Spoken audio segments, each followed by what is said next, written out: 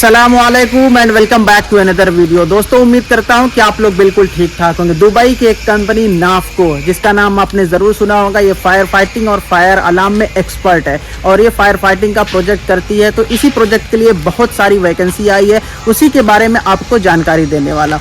जिस ऑफिस पर ये वैकेंसीज आई हुई है वो government of India ministry of external affair से अप्रूव्ड है। साथ में ये 1000 प्लस वाली ऑफिस है, तो आपको टेंशन लेने की ज़रूरत नहीं है, क्योंकि लाइसेंस वाली ऑफिस जो भी काम करती है भाई बिल्कुल जेन्युइन करती है, क्योंकि आपको पता होगा लाइसेंस लेने में कितना पैसा लगता है।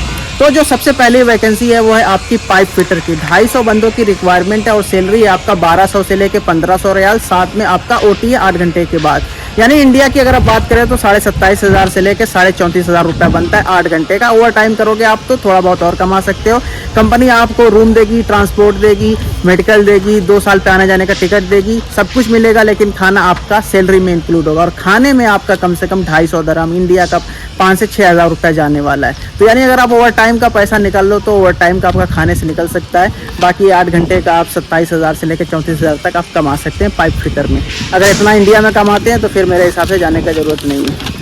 उसके बाद आपका असिस्टेंट पाइप फिटर, असिस्टेंट का मतलब हेल्पर होता है। इनका जो सैलरी है वो 1200 से लेकर 1300 रियाल तक है, यानी आपका 27,000 से लेकर 30,000 8 घंटे का प्लस ओवर टाइम।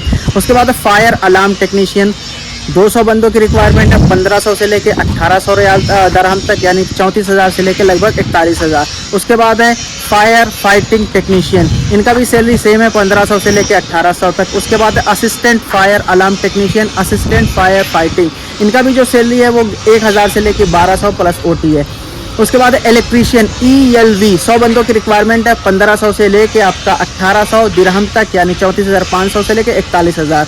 उसके बाद प्लम्बर फायर फाइटिंग के लिए 100 बंदों की रिक्वायरमेंट 12 से 1500, यानी 27,600 से लेके 34,500। उसके बाद fire fighting fire alarm charge hand, इनकी जो सैलरी है वो 1500 से लेके 2000 तक, यानी 34,000 से लेके 46,000 प्लस ओवर टाइम।